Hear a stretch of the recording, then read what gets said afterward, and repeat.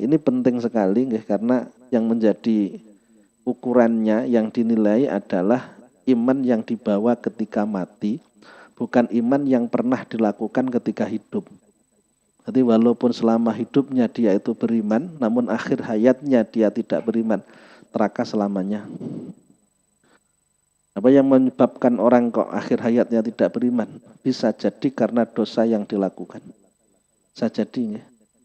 At-tahawun bisolah, sebab meninggalkan sholat, sebab berbuat zalim, sebab ukukul walidain, berbuat berani pada orang tua, durhaka kepada orang tua, dan perbuatan-perbuatan dosa yang lainnya. Bisa jadi menjadi penyebab adanya su'ul khotimah.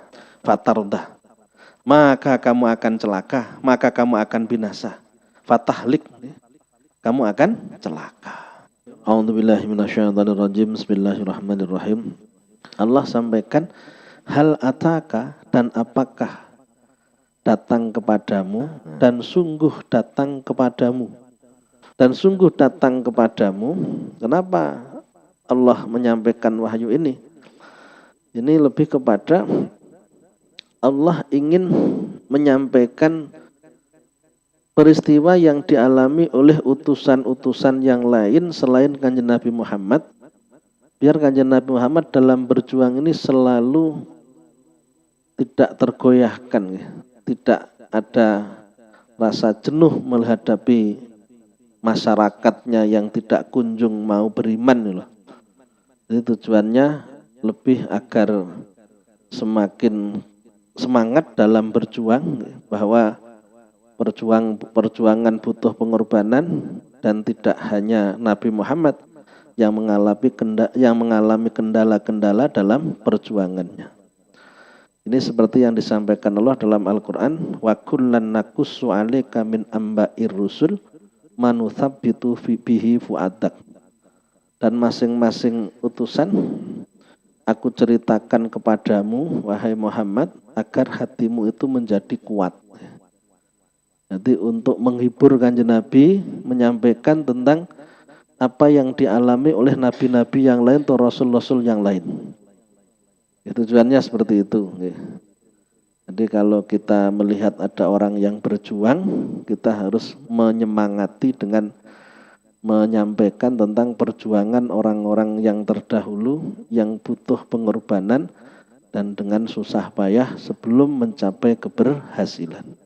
Yang pertama yang disampaikan tentang Nabi Musa.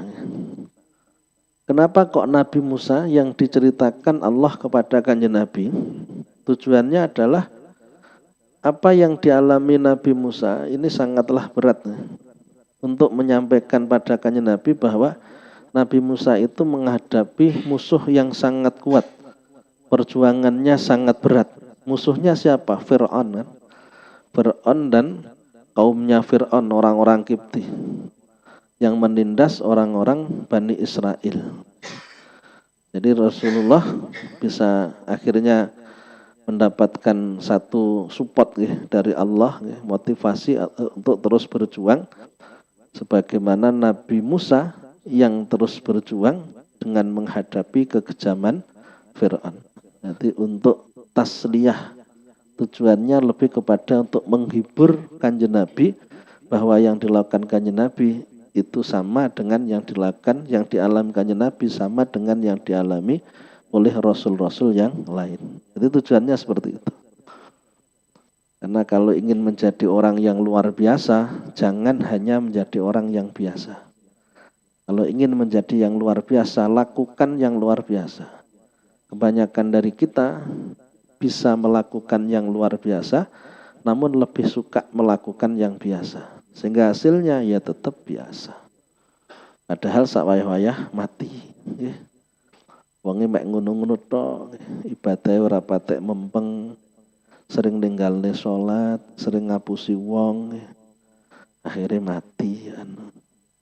Kondisinya masih belum melakukan kebaikan, masih banyak keburukan yang dilakukan. Kenapa tidak segera bertobat, tidak segera berubah, menjadikan yang buruk menjadi baik dan yang baik menjadi lebih baik? Itu kan jauh lebih baik daripada dibiarkan begitu saja loh.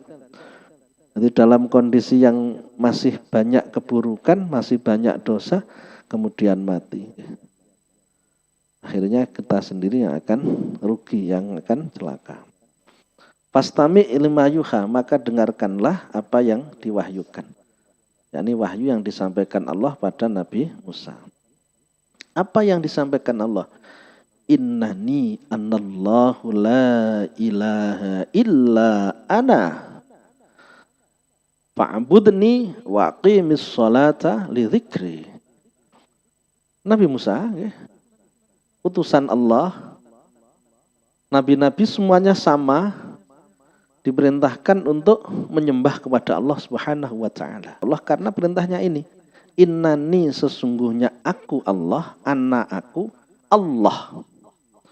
Aku ini adalah Allah. Allah menyampaikan siapa dirinya. Allah menyebutkan namanya adalah Allah. Jadi Tuhan yang menciptakan alam semesta, Rabbul Alamin. Yang menciptakan, yang menguasai alam ini namanya Allah. La ilaha illa ana. Sampaikan Allah. Aku ini adalah Allah, wahai Musa. La ilaha illa ana. Tiada Tuhan selain aku. Tidak ada Tuhan selain Allah Subhanahu wa ta'ala. Allah sendiri yang menyatakan bahwa Tuhan itu hanya Allah. Tidak ada yang mensekutuinya. Disampaikan pada Nabi Musa seperti itu. Sama dengan yang disampaikan Allah kepada Nabi Muhammad. Qul huwallahu ahad. Wahai Muhammad, katakanlah Allah itu Esa. Allahus samad. Allah yang dibutuhkan atau yang diharapkan pertolongannya. Lam yalid wa lam yulad, tidak beranak dan tidak diberanakkan. Walam yakul lahu kufuwan ahad, dan tidak ada yang mensekutunya. Disampaikan pada Nabi Muhammad, disampaikan kepada Nabi Musa, disampaikan nabi-nabi yang lain bahwa Tuhan itu namanya Allah dan Tuhan itu hanya satu, yaitu Allah. Maka keimanan kita harus kita pupuk dengan kuat. Kita harus yakinkan dalam hati kita bahwa Tuhan yang harus disembah hanyalah Allah, tidak ada Tuhan selain Allah sampai dengan akhir hayat kita. Kita bawa keimanan ini sampai mati, sehingga mati kita mati dalam keadaan husnul khotimah. Apapun yang terjadi dalam hidup, jangan sampai keluar dari keyakinan la ilaha illallah. Dan nanti ketika sakaratul maut mungkin ada setan yang ingin menyesatkan kita, ngasih minum karena kita kehausan dengan satu syarat agar kita tidak mengakui Allah sebagai Tuhan. Jangan mau. Jangan mau, tapi kalingan nepora sampean. Ora kalingan repot. Bismillah nyendek nang pangeran nggih. Gusti Allah sing jaga awake dhewe tetap dalam keadaan iman dan tidaknya. Kita berharap ini penting sekali karena yang menjadi ukurannya yang dinilai adalah iman yang dibawa ketika mati, bukan iman yang pernah dilakukan ketika hidup. Jadi walaupun selama hidupnya dia itu beriman, namun akhir hayatnya dia tidak beriman, neraka selamanya. Apa yang menyebabkan orang kok akhir hayatnya tidak beriman? Bisa jadi karena dosa yang dilakukan. Bisa jadi at-tahawun bisolah, sebab meninggalkan sholat, sebab berbuat zalim, sebab ukukul walidain, berbuat berani pada orang tua, durhaka kepada orang tua, dan perbuatan-perbuatan dosa yang lainnya. Bisa jadi menjadi penyebab adanya su'ul khotimah. Sama dengan kisah yang ada dalam kitab Syarah Sulam Taufik. Di sana ada orang yang ahli adzan dan lain sebagainya kan. Ternyata suka meneliti kesalahan orang. Umeh cara wong Jawa niki, ora iso meneng. Panggah wong dia omongne eleke ngoten mawon. Sing roh niku eleke, digoleki eleke wong liya. Ternyata matinya su'ul khotimah, ndak bisa membawa iman, sehingga saudaranya itu takutnya luar biasa kalau mengalami hal yang serupa dengan saudara yang semacam itu. Tidak tahu, hati-hati tetap dalam hidup. Semuanya harus kita serahkan pada Allah dan kita berikhtiar, meyakinkan diri kita bahwa Tuhan yang kita sembah adalah Allah Subhanahu wa taala, zat yang Maha Esa. Akidah yang akan menentukan keselamatan. La ilaha illa ana, tiada Tuhan selain aku. Ini namanya ketauhidan, ya. Akidah yang harus kita bangun, ya. Semua Rasul, semua Nabi sama tauhid, ya, mengesahkan Allah Subhanahu wa taala. Sama dengan ayat wa ma khalaqtul jinna wal insa illa liya'budun. Tidaklah aku ciptakan jin dan manusia kecuali untuk beribadah, untuk menyembah aku, beribadah kepadaku. Menyembah itu tabik tuan niku nggih. Tabik tuan iku manut-nut niku lho, nggih. Manut nggih. Perintahe dilakoni, larangan ditinggal. Wis kon nyapu ae gelem niku lho, kuwi jenenge menyembah. Maksud ngoten lho. Kita diwajibkan untuk menyembah kepada Allah, taat terhadap semua yang diperintahkan oleh Allah. Wa'bud rabbaka hatta ya'tiyakal yakin. Sembahlah Tuhanmu, taati perintah Tuhanmu sampai datangnya kematian. Kita hanya melakukan ketika masih hidup. Kalau sudah mati tidak bisa melakukan lagi. Karena kita sewaktu-waktu mati, maka segera mungkin kita lakukan perintahnya. Karena kalau sudah mati kita tidak bisa hidup lagi, di saat masih hidup lakukan yang luar biasa. Lakukan yang sepenuhnya, lakukan yang semaksimal mungkin. Karena kalau sudah mati tidak bisa hidup lagi. Nih loh. Kita bisanya hanya di saat hidup. Kalau sudah mati tidak bisa melakukan. Masalahnya kalau kita punya kesempatan namun kita tidak memanfaatkannya, kemudian mati, ingin meningkatkan tidak bisa, ingin memperbaiki tidak bisa, semuanya sudah berakhir. Kenapa? Ketika masih ada kesempatan tidak kita lakukan dengan sesungguhnya. Sisa-sisa hidup kita wakafkan untuk Allah Subhanahu wa taala. Tidak ada niatan untuk bermaksiat kepada Allah sama sekali. Ini kan jauh lebih baik kan loh. Dimulai dari niat, kemudian kita wujudkan dalam perbuatan. Kemudian Allah menjelaskan tentang fa'budni niki ditekankan pada masalah sholat. Lakukan dengan secara istiqomah apa? As-sholata, kerjakan sholat. Nabi Musa diperintahkan sholat karena sholat itu juga menjadi syariatnya Nabi Musa, syariatnya Nabi Syu'aib. Jadi Nabi Musa sudah belajar sama Nabi Syu'aib tentang sholat, sehingga disuruh untuk melanjutkan. Hanya saja tata cara sholat bisa jadi tidak sama dengan tata cara sholat kaifiyahnya. Itu sholat yang dilakukan oleh umat Muhammad yang diperintahkan pada kanjeng Nabi Muhammad. Makanya yang memberikan saran Nabi Muhammad untuk meminta keringanan pada Allah itu kan Nabi Musa. Nabi Musa kan yang menyuruh Nabi Muhammad untuk minta keringanan kepada Allah. Jadi waqimis sholata lidzikri. Dan lakukanlah sholat, di mana sholat itu lidzikri, untuk mengingat aku, litadhkuruni fiha. Di saat kamu sholat, kamu ingat Allah. Jadi ketika sholat itu ibarat seperti sowan kepada Allah, bermunajat pada Allah, sedang berbicara, bercakap-cakap dengan Allah Subhanahu wa taala. Nanti ketika kita mengatakan inna sholati wa nusuki wa mahyaya wa mati lillahi rabbil alamin, kita mengatakan iyyaka na'budu wa iyyaka nasta'in, iyyaka hanya kepadamu ya Allah. Allahnya itu ada di dekat kita karena kita ajak ngomong gitu loh. Wong iyyaka na'budu kan, ihdinas siratal mustaqim, tunjukkanlah kepada kami jalan yang lurus. Allah kita ajak ngomong, kita doa kepada Allah, Allah berada di dekat kita. Jadi lidzikri, untuk mengingat Allah. Maka kita harus menjaga sholatnya, menjaga sholatnya. Karena Rasulullah SAW juga pesan ketika mau meninggal dunia tentang masalah sholat. Karena sholat memiliki dampak yang begitu besar ketika dikerjakan dan dampak begitu besar ketika ditinggalkan. Saya sering kali sampaikan kalau orang meninggalkan sholat, kalau Allah ngasih dia kesulitan hidup, itu mungkin tidak seberapa. Tapi kalau itu saja sudah luar biasa, sudah hal yang berat bagi kita kalau kita mengalami hal yang buruk dalam hidup. Namun tidak seberapa dibandingkan dengan ketika orang tidak sholat, matinya mati su'ul khotimah, tidak membawa iman. Walaupun meninggalkan sholat subuh, jangan kemudian diremehkan.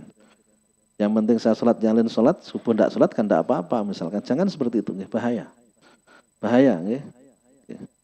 Nanti kalau sholat sudah ditinggalkan, resikonya cukup besar.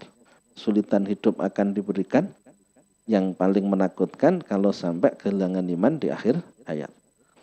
Maka dipaksa kita untuk melakukan biar nanti tidak celaka. Inna sa'ata atiyatun ahkatu ukhfiha. Inna sa'ata, sesungguhnya hari kiamat. Hari kiamat itu datang dalam waktu yang sangat singkat. Qat'atun minaz zaman. Jadi waktu yang sangat singkat hancur alam semesta ini. Tidak butuh waktu lama untuk menjadikan hancurnya alam semesta ini. Sesungguhnya hari kiamat itu atiyatun, kata Allah sampaikan atiyatun. Sama dengan tadi nggih, ata yakti ati atin atiyah. Mu'annas datang. Hasilatun wala buddha, pasti akan datang. Allah sampaikan sesungguhnya hari kiamat itu pasti akan datang. Setelah menjelaskan tentang masalah keimanan, menjelaskan masalah hukum, masalah tentang amal solih yang harus dikerjakan, kemudian Allah memerintahkan untuk beriman pada yang ghaib. Hari kiamat itu tentang masalah yang ghaib, yang belum terjadi, yang akan datang. Gandengannya nanti nggih tentang kehidupan di akhirat, nggih. Mulai dari alam barzah, kemudian bangkit dari kubur, dikumpulkan di mahsyar, kemudian kita ditimbang amalnya, kita akan dihisab, kita akan lewat sirat, jembatan di atas neraka. Itu bagian-bagian yang ghaib yang harus menjadi keimanan kita, nggih. Iman kita harus ke sana. Amantu billahi wa malaikatihi wa rusulihi wa kutubi sak terusin iku bil yaumil akhir bil qadri khairihi wa syarrihi. Aku menginginkan fiha, itu menyamarkan. Aku memang berkehendak untuk menyamarkan hari kiamat. Artinya tidak dikasih tahu kapan datangnya. Namun para nabi, para rasul mendapatkan pemberitahuan dari Allah Subhanahu wa taala sebelum meninggal dunia. Hanya saja tidak disampaikan kepada umat. Ini sama dengan kasus kematian, ya. Disamarkan kenapa? Kalau ditunjukkan, ini justru akan menimbulkan dampak negatif. Matimu kapan? Setahun lagi. Pasti, ya nanti setahun. Akhirnya apa? Dia akan melakukan maksiat kan? Prinsipnya yang penting sebelum mati tobat kan sudah kan. Akhirnya mendorong orang untuk berbuat maksiat. Dirahasiakan tuh biar orang berhati-hati, tidak sembrono, tidak berani berbuat maksiat. Karena bisa jadi belum sempat bertobat pada Allah, kemudian dia meninggal dunia akan maksiat yang dilakukan. Akadu ukhfiha. Aku memang sengaja untuk menyembunyikan. Hikmahnya apa disembunyikan? Biar orang itu mau terus berhati-hati. Karena kalau tidak disembunyikan, dikasih tahu, nantinya yaitu sembrono, ndak sesuai matine. Mun ndak disembunyikan mawon sembrono, rumangsane sik dawa umure, padahal meh nyedeki. Litu jazakullu nafsin bima tas'a. Litu jaza, dengan perhatikan, litu jaza, kenapa kok datang hari kiamat? Termasuk kiamat kita itu kematian, ya. Man mata fakot komat kiamatuhu. Barang siapa mati berarti telah datang kiamatnya. Dan nantinya ini yang disampaikan Allah, litu jaza, supaya agar diberikan balasan. Biha di hari kiamat, artinya ketika sudah datang kiamat, kita masuk ke akhirat, kita meninggalkan dunia ini, itu akan mendapatkan balasan. Litu jaza, disamarkan itu nantinya akan mendapatkan balasan. Kullu nafsin, setiap diri, setiap orang, bima dengan apa, tas'a yang dikerjakan oleh setiap orang. Kullu nafsin, setiap jiwa akan mendapatkan balasan dari setiap perbuatan yang dilakukan. Di mana manusia mendapatkan kewajiban untuk taat pada Tuhannya. Kalau taat akan dibalas. Pembalasan yang sepenuhnya nanti di akhirat. Kalau tidak taat akan dibalas balasan yang sepenuhnya nanti di akhirat. Yang taat mendapatkan surganya Allah, yang tidak taat masuk ke dalam neraka. Sedangkan di dunia bisa jadi dibalas dan bisa jadi tidak. Sedangkan di dunia orang-orang yang maksiat tidak mendapatkan balasan oleh Allah sebagaimana umat-umat terdahulu. Karena apa? Barokahnya diutusnya Kanjeng Nabi, balasan kemaksiatan tidak diberikan di dunia. Diberikan di akhirat dengan sepenuhnya. Daripada tidak diberikan kemudian tidak sadar dengan kesalahan, ya lebih baik yang diberikan. Karena dengan adanya musibah, orang akan ingat atas dosanya, dan akhirnya dia mau bertobat dengan atas dosanya. Daripada dibuat enak terus, tidak sadar, tahu-tahu mati, tidak bertobat, resiko besar nanti di akhirat. Maka kita harus berterima kasih pada Allah, bentuk sayangnya Allah, kita diberi ujian oleh Allah sebagai penghapus dosa dan pengingat dosa. Kalau kita sabar akan menjadi penghapus dosa. Kalau tidak sabar, tambah soyo dosoni. Mau nak sabar ya? Kudu nrimo ridho terhadap takdir Allah. Ketika Allah ngasih ujian, Allah pula lah kuasa untuk mengangkat ujian itu, memberikan pertolongan pada kita. Yang berikutnya, fala yasuddannaka anha man la yu'minu biha wattaba'a hawahu fatardah. Allah ingatkan pada Nabi Musa, fala yasuddannaka, yasuddu menghalang-halangi, yasuddannaka dan nun taukid taqilah, maka sungguh jangan membelokkan kamu wahai Musa, yusarrifannaka, jangan membelokkan kamu anha, dari percaya kepada adanya hari kiamat, iman terhadap kiamat adalah iman biha. Siapa yang membelokkan? Man la yu'minu biha, orang yang tidak beriman biha dengan hari kiamat. Orang yang yakin bahwa hidup hanya di dunia saja. Urip meneng dunia tok, setelah itu mati sudah berakhir, tidak ada kehidupan lagi. Itu kamu jangan ikut-ikutan yang seperti itu. Orang yang tidak percaya tentang adanya akhirat, yang menganggap bahwa hanya dunia hidup ini, itu jangan kamu ikuti. Jangan membuat kamu berpaling dari keimanan terhadap hari kiamat, keimanan terhadap kehidupan akhirat, orang-orang yang tidak beriman dengan kiamat, tidak beriman tentang akhirat. Apa yang terjadi kalau seperti itu? Fatarondang. Wattaba hawahu, di mana orang-orang yang seperti itu mengikuti hawa nafsunya. Mengikuti hawa nafsunya, tidak nurut dengan Allah Subhanahu wa taala, padahal dijelaskan oleh Allah bahwa kehidupan dunia ini hanya sementara dan kehidupan yang sebenarnya adalah akhirat. Kok melu-melu sing model ngoten lho. Nyambut gawe sing tenanan, ora usah mikir akhirat. Besok ya besok, saiki ya saiki, kok gelemen mikir sing urung karuan. Nah, nek sampean melu-melu sing ngono kuwi, kata Allah pada Nabi Musa, fatardah.